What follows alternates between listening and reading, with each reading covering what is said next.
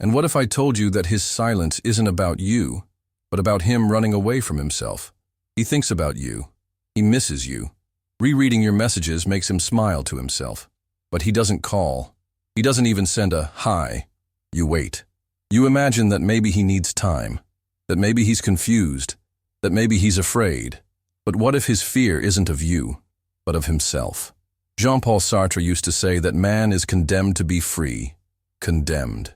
Because freedom is not a comfortable gift, but an abyss.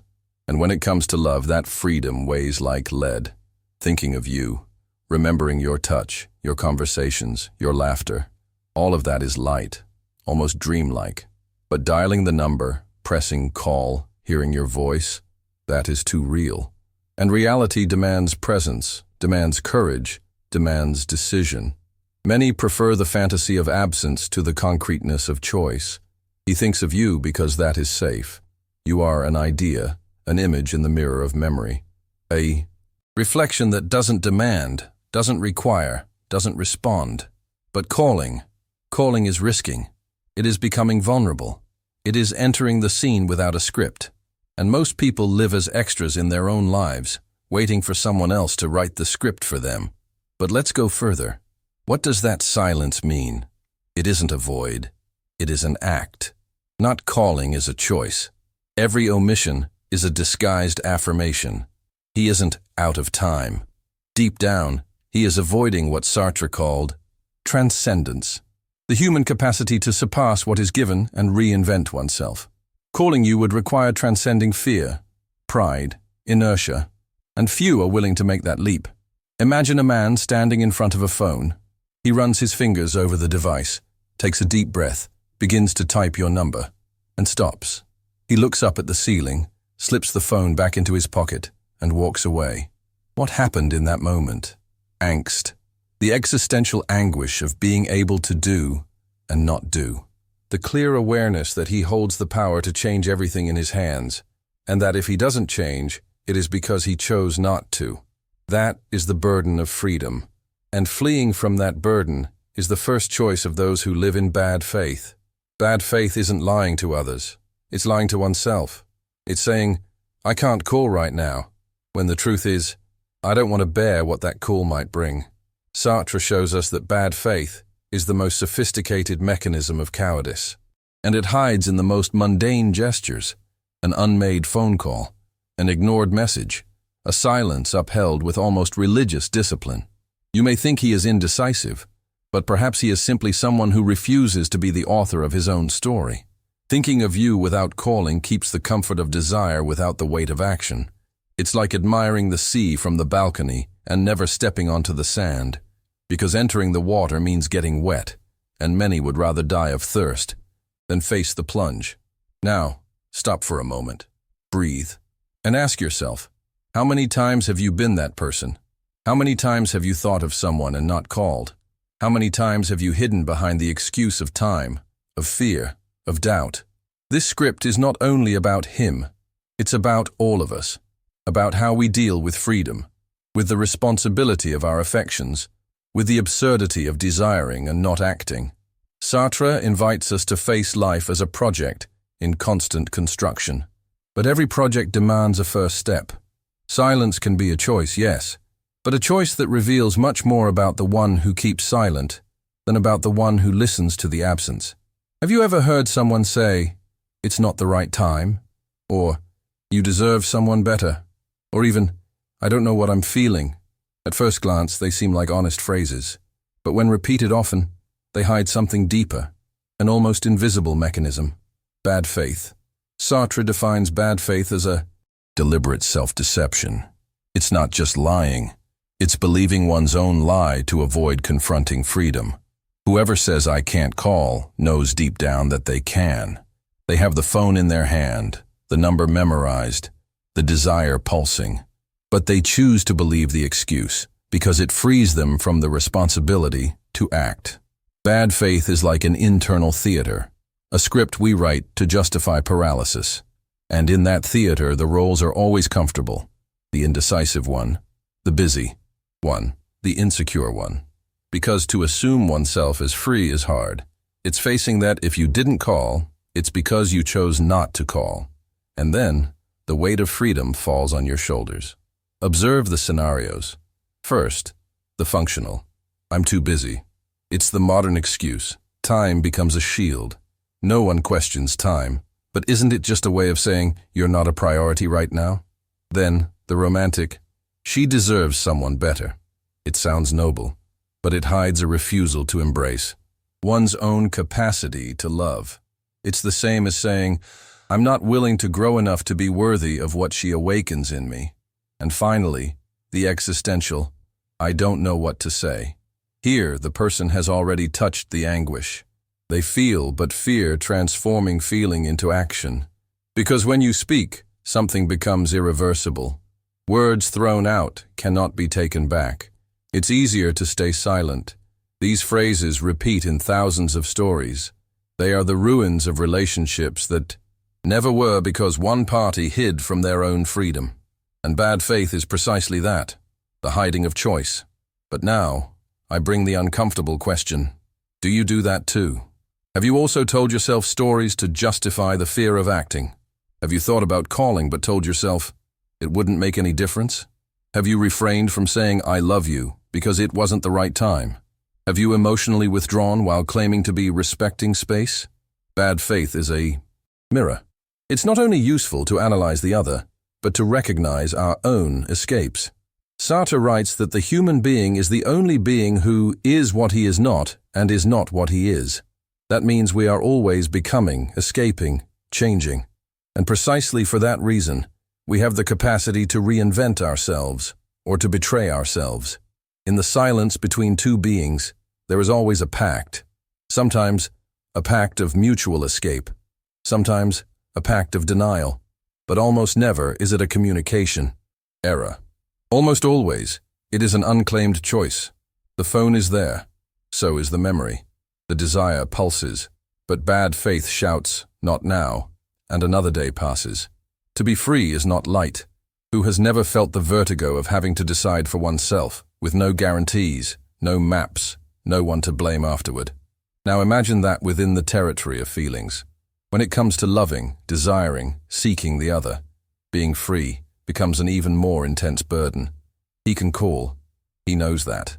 And precisely because he knows, he hesitates.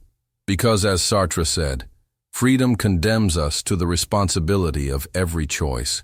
Contrary to what many think, the fear that paralyzes someone in front of a phone call is not fear of the other. It is fear of oneself. Fear of what that choice might reveal about who he is, or who he has been avoiding being. Calling is more than a simple gesture. It is an act of transcendence. It means stepping outside oneself, surpassing the comfort of memory and entering the reality of encounter. And reality, unlike fantasy, demands presence. It implies risk. It implies commitment. It implies the end of the illusion of control. Sartre reminds us that, by choosing, we define who we are. Not choosing, therefore, is also a choice, and one of the cruelest, because it paralyzes time and crystallizes the other in an interminable expectation. You become a kind of suspended bridge, always waiting for the step that he never takes. Let's think of 3 ways this burden of freedom acts on affection. First, whoever calls exposes themselves. Saying hi may seem trivial, but it's an opening. It can trigger memories, reactions, rejections. And many prefer to live in the realm of hypothesis than to risk the real. Second, whoever acts commits themselves. A phone call can be the beginning of something, or the return of something. And to embrace that is to stop living as a spectator and become a protagonist. And protagonists cannot plead ignorance. Third, whoever chooses renounces. The freedom to call comes with the responsibility to deal with the consequences. Whoever says, I reached out to you, cannot later pretend nothing happened. Freedom always demands its due. That is why many people take refuge in amorphous states, almost relationships, ambiguous silences, inconclusive gestures. They prefer to live on the border, where nothing is demanded, but also nothing is real. Love in that space becomes an aborted project, an eternally postponed possibility. But the truth is that by not calling, he is choosing something. Maybe safety, maybe pride, maybe fear. But he is choosing, and each choice defines a being. Silence is not the absence of action. It is a camouflaged action. And you? What have you been doing with your freedom? Have you been waiting for the other's choice before moving? Have you postponed decisions waiting for others' gestures? Anguish is the sign that we are free. And if it appears in front of a phone, it is because there lies the possibility of becoming who you are not yet. And that scares you. Hell is other people. That phrase by Sartre has been repeated to exhaustion, almost always misinterpreted. It's not about saying that others are evil, unbearable, or condemnable. Hell here isn't about the other per se, but about how they reveal us to ourselves. And that, yes, can be unbearable. When someone thinks of you but lacks the courage to approach, often it is because beside you, they see themselves. Not in the ideal, but in the abyss. Perhaps you awaken in them something they don't want to face, a vulnerability they hide even from themselves, a demand for presence they are not ready to offer, a version of themselves that is still a draft. Think of an ex-partner who disappears but reappears from time to time with vague messages, loose conversations, as if asking for attention without committing. It may seem like a game, it may seem like narcissism, but often it is just fear. Fear of facing the mirror you have become. Because there are people who confront us with what we have not yet been able to be, and that is unbearable. Being near someone who lives with intensity, who speaks with authenticity, who gives themselves with courage, can be a painful reminder of our own cowardice. That is why he thinks of you but keeps away, because by your side, perhaps he feels small, not because you diminish him, but because your presence demands from him a greatness he has not yet built. You force him to set aside masks, games, excuses, and not everyone is ready for the real. That is hell, not other people, but what other people force us to see. When another's gaze pierces our persona and reaches what is most naked in us, something in our ego contorts. It's easier to step away than to be seen, easier to remember you as an idea than to coexist with you as presence. Now think of other situations. That friendship that cooled without explanation. That person who distanced themselves after a moment of emotional intimacy. That intense connection that turned into silence. How many times was the problem not you, but what you provoked in the other? Sartre said that the other is the one who transforms us into an object. Before the gaze of the other, we cease to be only subjects of our own narratives and pass to exist also as a reflected image. And that is precisely why it can hurt, because it takes us out of the hiding place of, I am whoever I want, and shows us the impact of what we are. But that mirror is not a sentence. It is an invitation. To be truly seen can be the beginning of a new possibility of being, a chance to abandon the fictions we tell ourselves to survive and finally dwell in truth. And you? What do you see when another looks at you? What do you fear they will discover? And moreover, do you also flee from those who see you too much? Thinking of someone is simple. Projecting a perfect version of who that person is even simpler. The problem begins when that image meets reality, and the two don't match. Idealization is a trap we create to avoid the confrontation with the real other. It's much easier to love an idea than to deal with a complete human being, with flaws, doubts, and contradictions. Sartre shows us that the being in itself, that which simply is static, defined, immovable. When we idealize someone, we are transforming that other into a being in itself. We freeze the person in a mental frame, beautiful, mysterious, interesting, safe. But the real never fits in that portrait. The real escapes, contradicts itself, changes. That is why he thinks of you, but doesn't call. Because you, in memory, are ideal. You, from afar, are perfect. You, in silence, are safe. But what if you answer? And if the conversation isn't that light? And if you ask what he wants? The weight of the real can destroy the fantasy. Idealization is a sophisticated way of fleeing. He admires you, as one admires a painting, from a distance, without touching. Because touching means transforming the object into a subject, and that demands responsibility. Perhaps he loves the idea of you, the version he created in his head, the one who never cries, never questions, never demands, but the real woman with desires, fears, questions, intensity, that one he doesn't want to see, because she demands reciprocity, and fantasy demands nothing. Let's think of other variations of this escape.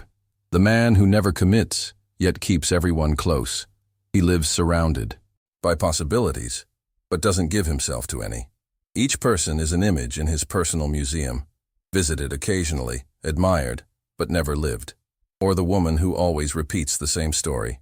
No one understands me, yet never allows herself to be truly known. She shows herself in fragments, edits what she feels, molds what she says. She wants to be adored, not touched.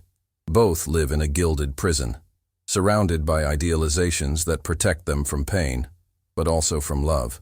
Because loving someone real is accepting the other as a being for itself, free, uncontrollable, unpredictable. Sartre writes that to love is to want to be loved by someone free. That means accepting that the other can reject us, disappoint us, transform us, and that for many is unbearable. Therefore, maybe he continues thinking of you. Maybe he even desires you. But desire is not enough to endure the encounter, because the encounter demands the death of fantasy. And you? Do you also idealize? Do you cling to the idea of who he was, instead of seeing who he really showed himself to be? Sometimes, the call we wait for doesn't come because deep down, that call would undo everything. It would undo the plot. It would undo the myth. It would undo comfort. But only when fantasy falls can something real begin. Up to this point, we've talked a lot about him. About silence, bad faith, fear of committing, escape from reality. But now it's time to turn the mirror. Because deep down, the most urgent question isn't why he doesn't call, but why you still wait. Waiting is not neutral. Waiting is a choice, a way of being in the world. When you remain there, between silent notifications, unsent messages, assumptions and hopes, you are, in a way, sustaining the same theater he is, that of inertia disguised as desire. Sartre would say you are living in a situation, that concept that unites the limits of what happens to you with the freedom of what you do with it. The situation is him not calling, but your project is to continue waiting. And every project, no matter how passive it seems, is an affirmation. I choose to remain here. Why? Perhaps because as long as he doesn't call, everything is still possible. As long as silence doesn't become an answer, fantasy survives. You can imagine that he thinks of you, that he is fighting his fears, that he misses you, and that is more comfortable than facing the fact that he simply chose silence. Waiting can often be a way of not choosing for yourself, of not facing the anguish of saying, it's over, of not going through the grief of what never came to be, because what hasn't been lived can be idealized indefinitely, and the pain of absence becomes company, but the time of waiting is not neutral.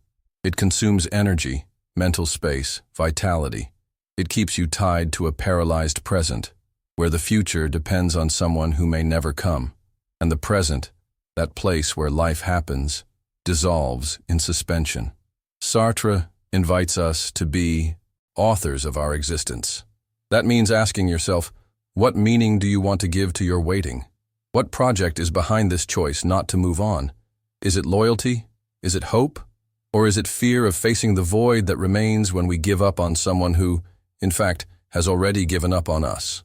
Let's do a brief exercise. Now mentally list 3 things you would like him to say if he called. Perhaps, I thought about you all the time. Or, I was wrong. I distanced myself out of fear. Or even, I want to try again.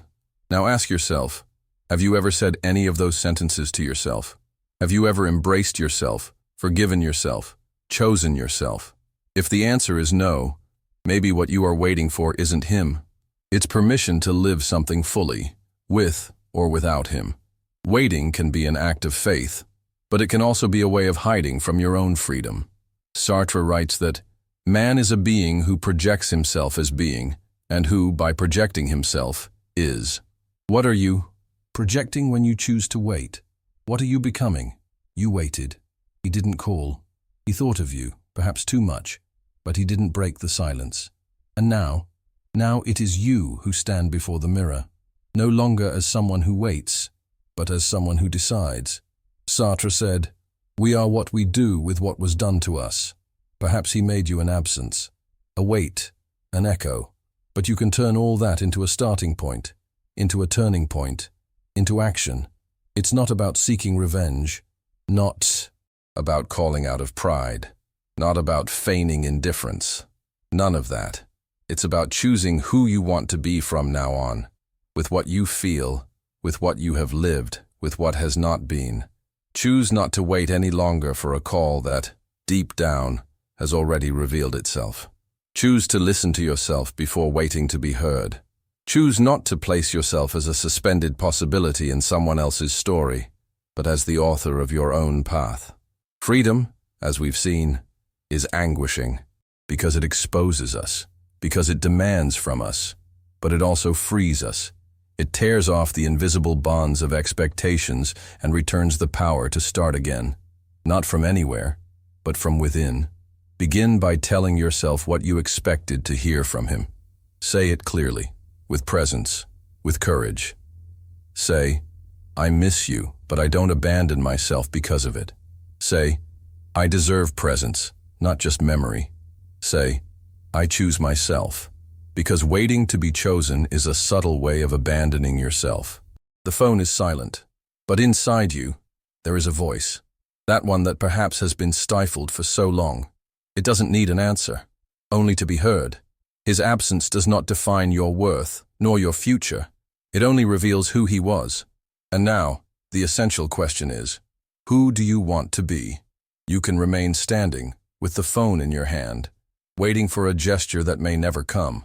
Or you can switch off the internal device that sustains the illusion, look around, and take the first step, back to yourself. This script ends here, but yours begins now. Choose, always.